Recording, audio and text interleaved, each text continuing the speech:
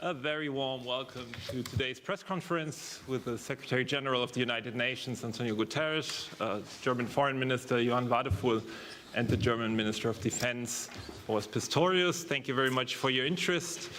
This press conference will be translated. You find translation devices on your seats, and may I kindly request you to put them on. The Secretary-General will hold his initial remarks in English, and both German ministers will speak in German, and afterwards we'll have time for a few questions.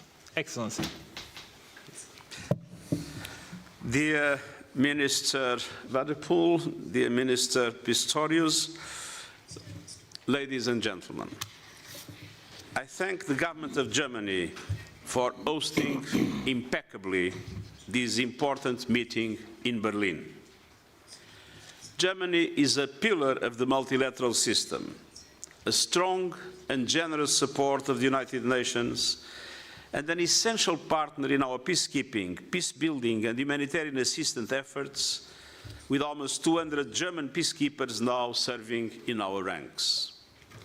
I am especially pleased to be here so soon after the new government took office, and I look forward to building on our partnership in the time ahead. The commitment of the German government and the German people themselves is strongly reflected in this ministerial meeting on the future of peacekeeping. As I said in my remarks, this year marks the 80th anniversary of the United Nations, and nothing symbolizes our organization's commitment to peace more clearly than our blue helmets. UN peacekeeping operations are a cornerstone of the United Nations. Each and every day, peacekeepers are hard at work in troubled spots around the world, protecting civilians caught in the line of fire, maintaining ceasefires, keeping life-saving humanitarian aid flowing, and building the foundations of peace in countries shattered by conflict. Many have paid the ultimate price over the years, 4,400 in all. Their memories and their service in the cause of peace will never be forgotten, which is why the commitments being made here today and tomorrow are so important. I'm heartened by the exceptional turnout of ministers from across the globe representing the full range of our peacekeeping partners. Now more than ever, we need the political support of UN member states. The goal is not just to keep a lead on conflicts, but to build political support for lasting solutions that can build peace. Over these 2 days, we welcome member state statements of support for peacekeeping, as well as their pledges of military and police capabilities, new partnerships, and technological support. This meeting is also about something more fundamental, the future of peacekeeping itself. Let me be clear. Peacekeeping operations today are facing massive challenges, increasing the dangers that our brave peacekeepers already face. A record number of conflicts, deepening division and mistrust, terrorism and transnational crime, and the direct targeting of peacekeepers through drones, improvised explosive devices, and even social media. We need to ask some tough questions about the mandates guiding these operations and what the outcomes and solutions should look like. Every context is different.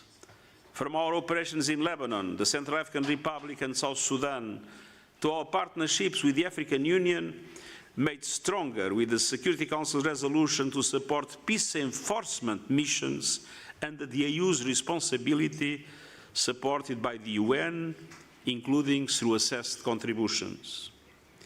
We are working to adapt, to tailor, and to support our missions to the needs and requirements of each contact. Unfortunately, peacekeeping operations have been facing serious liquidity problems. It is absolutely essential that all member states respect their financial obligations, paying their contributions in full and on time. At the same time, we are moving forward on an ambitious review of peace operations, including peacekeeping, but also the peace-enforcing missions that are becoming more and more necessary, as called by Member States in September's Pact for the Future. We are examining how to make peace operations more efficient, cost-effective, flexible and resilient, including in contexts where there is no peace to keep. Today's ministerial is an important part of this work as we share ideas and explore ways to strengthen these important functions for the future. Peacekeepers and the populations they protect deserve nothing less. In their names, I want to express my thanks and appreciation to Germany and all the countries in attendance for helping us ensure that peacekeeping is fully equipped for today's realities and tomorrow's challenges. Thank you. Ein herzliches Willkommen auch von mir. Ich kann den I too would like to extend a warm word of welcome, and I can only return your thanks, Secretary-General. It's a special honor for the Federal Republic of Germany, for all of us, for all the participants of this conference, to have you here attend this conference in Berlin. And the timing for this conference could hardly have been better. The present conflicts and crises demonstrate day in, day out to us that peace and security do not appear from nowhere. As an international community, we have to stand up for them every day. Already yesterday, I said that it is the commitment and the determination with which the United Nations were founded after the horrors of the Second World War unleashed by Nazi Germany that guide us today. This is what keeps us on our toes even today. And against the backdrop of this history, I clearly say here now, speaking as the German Foreign Minister, that Germany bears a special responsibility for the defense of the principles and values enshrined in the UN Charter. And this is why Germany is one of the most important supporters of the United Nations, not only with the important UN campus in Bonn, but also as the host of this conference. Many of you might not be aware of this, but the building in which our conference has taken place, the seat of the present Federal Foreign Office, belonged to the Reichsbank during the Second World War. That is to say, it belonged to the institution that funded the war and thus also the crimes of the Nazis in the concentration camps. I think it is the good fortune in history that today more than 130 delegations have come together in that very same building from all over the world to discuss the future of the peacekeepers. And it is an expression of the trust that other countries have in Germany, and we're grateful for that expression of trust. Germany is one of the most important contributors to the peacekeeping missions. We support the missions through funding, through personnel, but also through granting political support. And we have underlined this together, the Foreign Ministry and the Defense Ministry, in no uncertain terms. Germany will make available an additional €82 million for the peacekeeping operations of the United Nations. And because Germany assumes responsibility, it's also important for us that we find solutions for the major challenges that UN peacekeeping is facing these days. I noticed a high level of agreement amongst the participants of this conference in Berlin with regard to the need for change and reform, that we have to tackle these issues together in financial terms, but also in logistics terms. We need more troop contributors, and we need missions that are more effective. Germany has submitted concrete proposals for a reform of the peacekeeping missions. Allow me to make the following 3 points in that regard. First, we need a tailor-made, more efficient use of the funds. We have to make a sober analysis. Once major donors like the United States withdraw, we won't be able to fully fill this gap left behind. Second, we need a modular, a more precise definition and design of mandates. In order to create peace, we don't need a comprehensive, all-inclusive package providing anything from legal advice, securing the borders, down to training the teachers. No one can expect of us in a crisis that these broad mandates can be justly fulfilled. Leaner, more clearer mandates that are tailor-made to the actual needs will increase the effectiveness and thus also the acceptance of UN missions and therefore the UN as a whole. And third, an optimum interaction with regional organizations such as the African Union. This is important because we want to ensure that the peace efforts of every party are mutually enhancing. As we talk about the Blue Helmet operations, the peacekeeping missions of the future, we always have to bear in mind that we should create synergy effects. Dear António Guterres, these are the proposals you will take home with you to New York. Discussions will be ongoing in the coming months. I look forward to cooperating with you. You can rely on Germany as a strong partner for your reform agenda. The need for peacekeeping operations and missions continues to be as urgent as ever. There's no reason whatsoever to relent in our efforts. And therefore, I want to use this opportunity to once again thank all those who've made this conference possible, the colleagues in my ministry, the soldiers, dear Boris, from the Defense Ministry, the police officers, and the many, many busy hands involved in the preparation and implementation of this event. I hope, in a way, this serves as a kind of letter of recommendation for Germany, which has submitted its candidacy for the seat as a non-permanent member on the Security Council 2027-28. Thank you very much. Ja, lieber Herr Generalsekretär.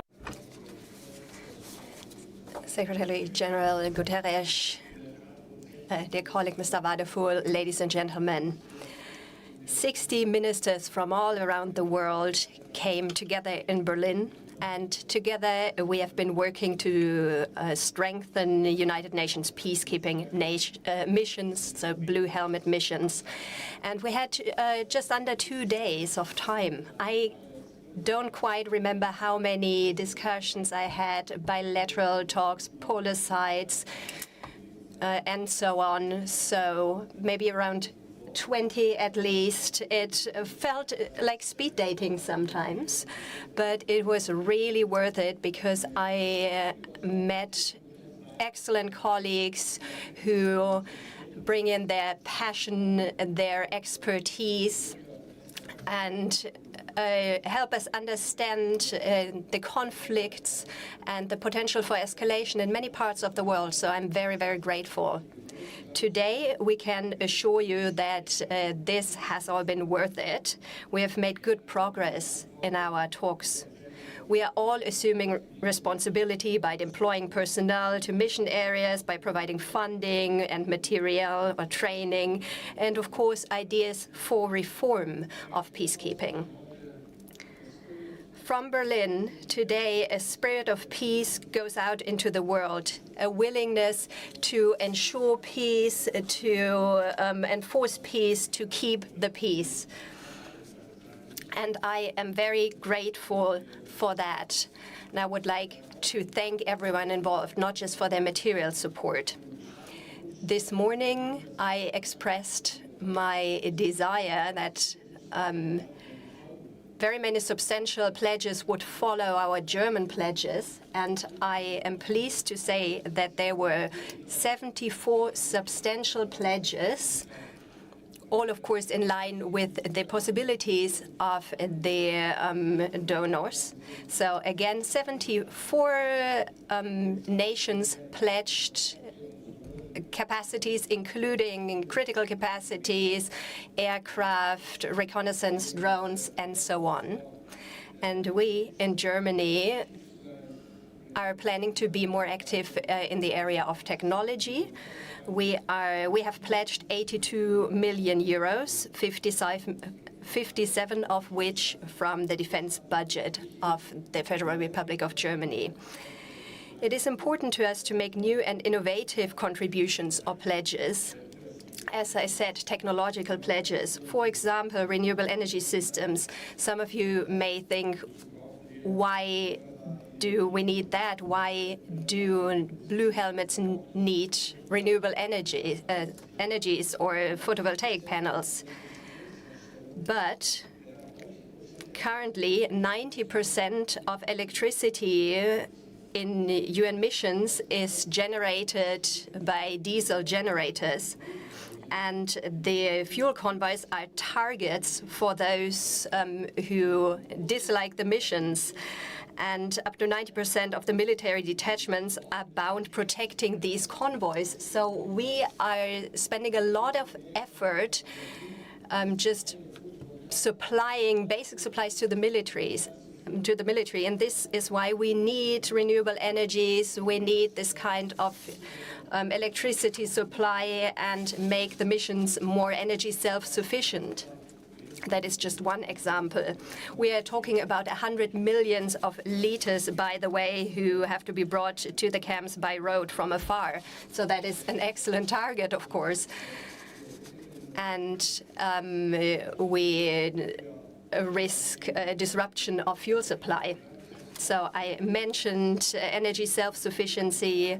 Another important topic is transport drones. So how can I get material from A to B without being a target for attacks, sabotage, robbery? And this is why it is important to have more uncrewed transport vehicles that can cover large distances quickly and make our operations safer and more efficient. Then third, counter-IED, or protection against improvised explosive devices. These IEDs are a huge problem in mission areas. And we will contribute technology, so detectors, training, and personal protective equipment. And these are just 3 examples for modernizing the equipment of blue helmets to make these missions safer, more efficient, and also more resource efficient. At the end of the conference, I can say that I am very grateful to you, Secretary-General, for coming to Berlin. In Germany, of course, we know that Berlin is always well worth a visit, especially in the beautiful month of May. But also, we are very much aware of your jam-packed schedule, so we are particularly pleased for you to be here. Mr. Wadefull said that we are living in times where our commitment to peace and to peacekeeping is more important than ever. And the more closely we stand together, the better for peace in the world.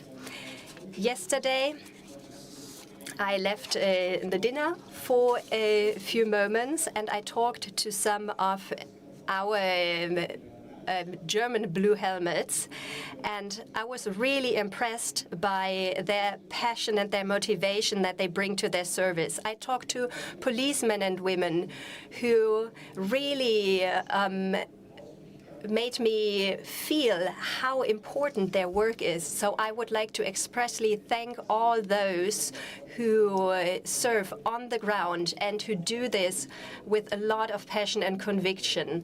They carry out very important work in different missions around the world. And these missions can only be successful if we really appreciate them and then put our money where our mouth is. They need specific, tangible support more than ever. Our personnel really should have the best possible protection. So once again, thank you very much to all of you, and thank you to the members of my ministry and of the Foreign Office for organizing this conference so excellently.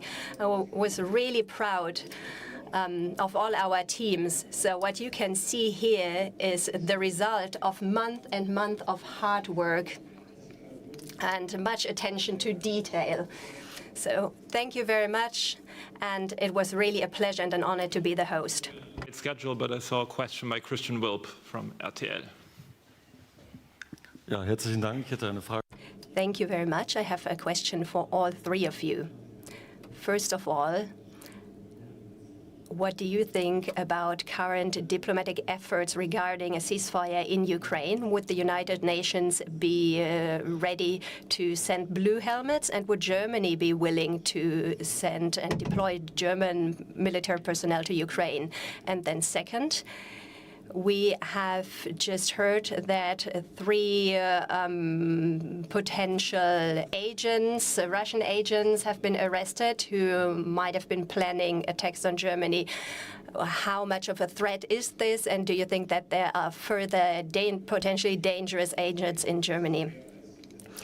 I think we can be sure that there are more than just 3 perpetrators. We have been seeing hybrid attacks from Russia, so originating by state agencies or with state support. We see it in the Baltic Sea region, in cyberspace, but also on the ground, as we like to say. But our agencies are really working at full speed and doing whatever they can to prevent this kind of crime, acts of sabotage. We all know that there is no total security, and this is why it is all the more important that our security authorities can really be focused in their work. Regarding your question about the ceasefire, I decided to no longer comment on the words of others, but only on actions, and I think this is a good course of action. So far, we have not been seeing a willingness by Vladimir Putin to come to Istanbul and to have a ceasefire even for a few days to send a message, and I think that says more than any press statement. So we should measure him by his actions, not his words. I am not very optimistic that we will see a ceasefire in the coming days. But if you have low expectations, you can sometimes be positively surprised. And third, you may know that I am not a big fan of hypothetical questions, of what-ifs. But if we had a ceasefire, then of course we would have to discuss how this ceasefire could be secured in Ukraine. And that would be the moment to discuss this within the EU, NATO, with our partners within the coalition of the willing, and of course maybe in the United Nations context. But I really don't want to go too deep into speculation of who would be willing to do what, because we also always have to consider strategic ambiguity. I will travel to Antalya tonight to the NATO foreign ministers meeting, and we will have a meeting with my Ukrainian colleague Sibia in the margins of the meeting, where we will be coordinating our position as part of the E4. Our position is clear. We fully support Ukraine. Ukraine is fully ready to negotiate a ceasefire and then also peace agreement. So now it is Russia's turn. Russia needs to come to the negotiating table, and I believe that we will be underlining this position. We are, of course, willing to facilitate or help facilitate these discussions. This is the position of the E4, and we are in close coordination with our American friends. I will be discussing this with Marco Rubio, State Secretary Marco Rubio, tomorrow. He will be joining us in Antalya. So the political West has a very clear position. The war must finish and Russia must come to the negotiation table so that we can reach fair results. For an immediate and unconditional ceasefire in the Ukraine, but we do not see the ceasefire only in itself. We think a ceasefire must be something to pave the way for a solution. And for us, the solution is just peace. And just peace for us means peace that respects the UN Charter, international law, and the resolutions of the General Assembly of the United Nations, including the territorial integrity of the Ukraine. This is our position. And I believe that it is extremely important in a moment like this that international law prevails. The day we abdicate about defending international law, we are paving the way for chaos all over the world. On the other hand, the UN is ready to provide whatever support the parties, if the parties agree, would ask the UN to do. But obviously, this does not depend on us. It depends on the parties. It is obvious that if a ceasefire and a peace, as described by me, could be approved by the Security Council, it would be a major step forward. But I am aware that it will not be an easy job. Yeah, true. Thank you very much for your interest in this press conference. Thank you. Thank you.